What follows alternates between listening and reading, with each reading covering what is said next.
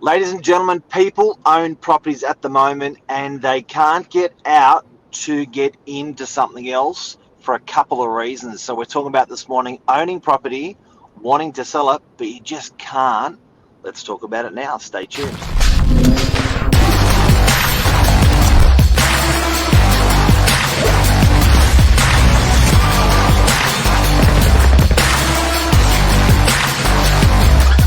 I'm the ringleader, so listen up. Stuck. Interesting. Good morning. Good morning, Mr. Silic. How are you today? I'm good. How are you? Good, man. Good. Interesting. What do you topic. reckon? Very interesting topic. And I think it's something that's a little bit maybe taboo, that's not being talked about at the moment. It's almost swept a little bit under the rug. So you own an investment property or you own a property and you would love to either upgrade the property, go to something bigger, go to something different, but you're actually stuck. And you're stuck because when you go to the bank and when you go to get a loan, you get a bit shocked because the last 5, 10, 15, 25 years, a lot of the clients I'm talking with, they've just gotten loans easy because they've got assets, other assets. But suddenly, they roll up to the bank and they're actually frozen into the properties they've got. They're forced to love the one they're with. It's interesting because obviously being a younger demographic myself, I've only seen the landscape for, let's say, the past 7 or 8 years. But like you said then, and speaking to like yourself and other people that are middle-aged in terms of had that more experience 20 years plus with it, it sounds like previously when you're going to buy a property, and let's say you've got 1 or 2 investment properties or more, if you had the equity behind you, it sounds like you were going to get the loan. They weren't as worried about cash flows. Do you have physically the money behind you? Well, now there's this responsible lending that since the Royal Commission's been introduced. So what was actually happening is banks and lending institutions would recognise if you had assets.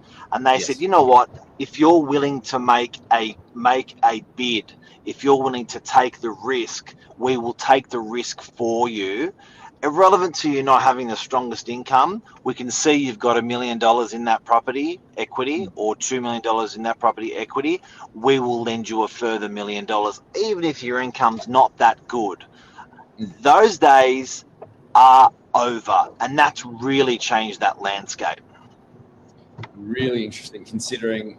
So before they were willing to take almost the punt on you because they're like, worst case scenario, we've got the property as security and we can always sell it to get our money back.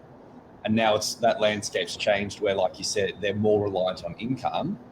However, and actually Luke made a good point, they raised the rents and buy. But what we're finding is incomes haven't gone up a whole lot over the past few years.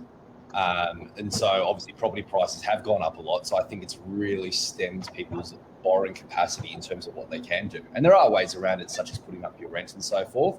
But it's something that you've just got to be very, very aware of now when you're in that landscape of looking to buy or trade your property. And look, it's so chronic, rents aren't going to help. Rents aren't going to help some of these landlords. And you know what? It's actually embarrassing for these guys as well. And some people would say, look, boo-hoo, like, bad luck, sucked in, stay with the property that you've got. But this was this activity or this this way of life that these that people had was they just got really used to it. That as long as they made money with equity, then that could propel them into the next property. Whereas now, it doesn't matter how much money you've made with equity, it's not going to propel you into the next property. Furthermore, if you did make money with equity and you did sell that property, sometimes the banks are saying, yeah, that's great, but what about the year prior? So we can see that you've made the income that year because you've disposed of a property, but yeah, it hasn't been 2 or 3 years of selling properties and that's your fixed income. It's really, really changed for people. And I think even people upgrading their houses, Michael. Well, And also just back to the point with the investments as well, I think another part of the landscape which people fail to see also sometimes is when you're restricting all this lending, like you said, no one's crying for the big fat rich investor. But by the same token, when you don't have people being able to purchase investment properties, and this is not someone necessarily with a large portfolio of properties, this is just might be like a lot of investment properties in Australia owned by mum and dads who have their family home and they got one investment property. They're far from the richest people in the world, but that's as part of their nest egg for their kids, for themselves.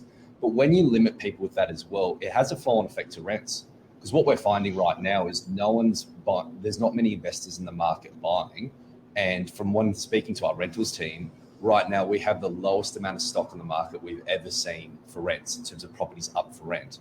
And the reason why is I think a large part of it is it's not being stimulated from the investor market, people buying new investments, new properties coming up for rent.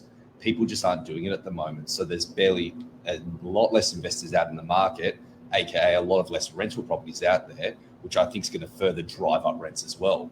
So when people say, we don't care about the big fat investor, well, it does actually affect everyone because a lot of people paying their rents, funnily enough, this will have a flow-on effect. And I think it's actually going to push rents up quite a bit also.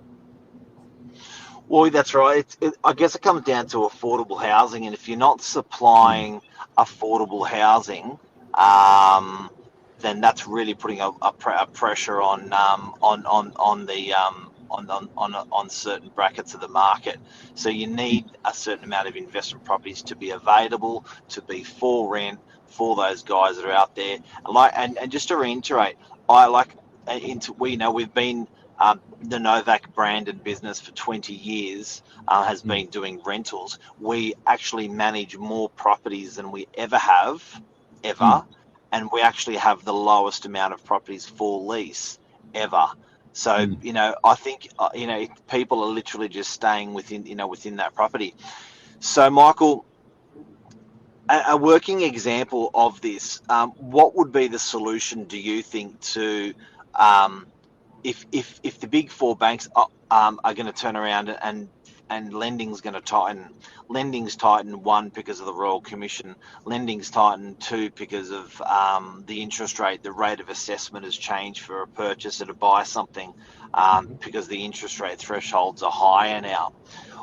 Is there any reprieve or solution to this, or what can people actually do? Because go out and get another job, get a third job, change your job. Like, what do you do if you want to keep up on this investment cycle? Rick, because it seems like these guys that are missing out on buying a property, it's by a long shot. It's not just by putting rents up or a 5% yield or a 7% yield on the property. It's by a long shot that they're not being able to buy. What do people do? Great question. If there was one simple answer, then I think there'll be a lot of people making a lot of money. There might be, but it stems back to one thing: cash flow. So Luke says, what do you do? Have patience. Exactly. You got to sit where you are at the moment. I love that. It's true. Property is the long-term game. You got to ride out the wave through the good times and the bad times. But I think at the moment, the bottom line is, and you can spell it out a couple of different ways, but it's cash flow. If you have cash flow, you can do what you need to do. If you do not have the adequate cash flow, you cannot do what you need to do. So working backwards from that, like you said, does it mean A, you go get another job? Does it mean B, you work with your property manager and go, okay, are all my rents at market rent at the moment?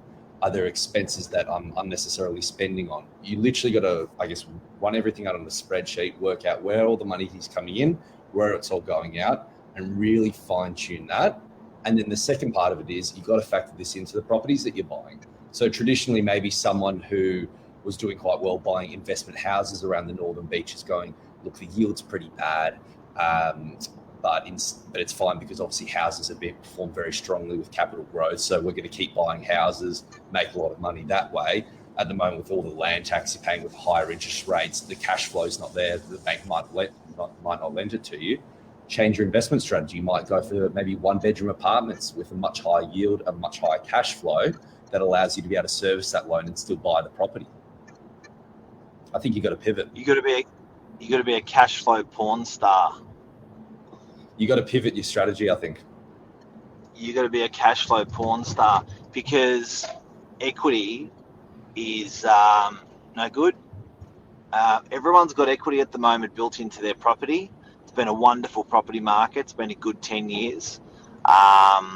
Over the last 10 years, everyone's built equity in.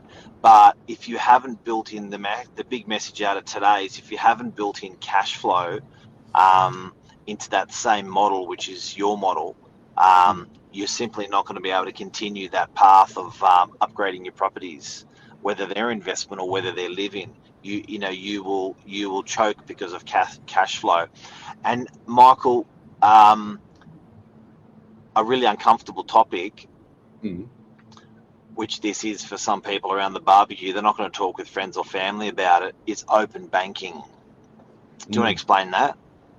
So my understanding of open banking is previously when you go to get a loan, you go through your broker, cash flow points, Luke's comment there.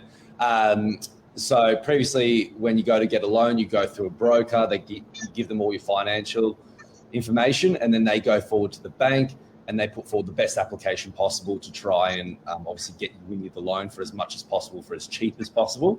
Now with open banking, there's no more hiding behind closed doors with your applications. Everyone can see all of your financial information between all the banks, which once again means that people, I think, have been held back even more in terms of what they can loan. And it's not a bad thing. Like, I think it's good that all the information's out there and people are going to now live within their means and they're not going to borrow money they should be allowed to borrow. But it's something to be aware of, because the bottom line is chances are now you're going to be able to borrow less than what you can before, because all your financial information's out there for the banks to see in terms of credit cards, this, that, loans, debts, everything.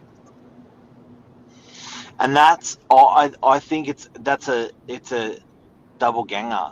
It's twice as hard, because that lending side of things, that cash flow sort of things, is from the Royal Commission tightened up. But that's on the left side. But then on the right side, where people, the honesty system of lending is the transparency between a lender and a customer is huge. So you can just see the banks have razor sharp vision on their customers now, which they never ever had before. Quite simple. You could say, I don't have a credit card, and the bank would say, okay. They cannot do that anymore. Credit cards will smash your lending. And as soon as they do, with open banking, as soon as you make the application, it is visible which credit cards you have and how much you have outstanding on them in terms of credit available. Loans are the same thing. Believe it or not, I remember starting in real estate, and I remember someone I used to work with never used to tell the bank they had any loans. Wow. Right? No loans. Open banking, you cannot do that. The CRA first, the Credit Reference Australia started where they started registering loans. If you applied, that was huge. That started 15 odd years ago, 20 odd years ago, and now on top of that, open banking started. So it's changed. The lending has changed the coalface. I will go as far to say that it's not about property anymore. It's about finance. It used to be about property. It used to be about leveraging that property, leveraging that rent, buying that next property. The deal and the catalyst is now finance for people, because the degree of difficulty to purchase a property, all of the difficulty sits in lending. It doesn't sit in what am I going to buy and what am I going to sell or what am I going to rent any longer.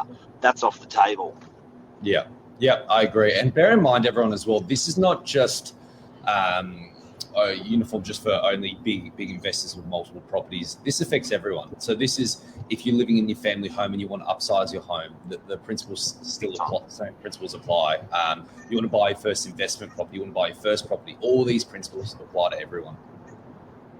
Yep. The art of real estate is finance. Yeah. At the moment. And Michael, I don't think it's going to change. There's going to be much relief. Any like these changes were a long time coming changes.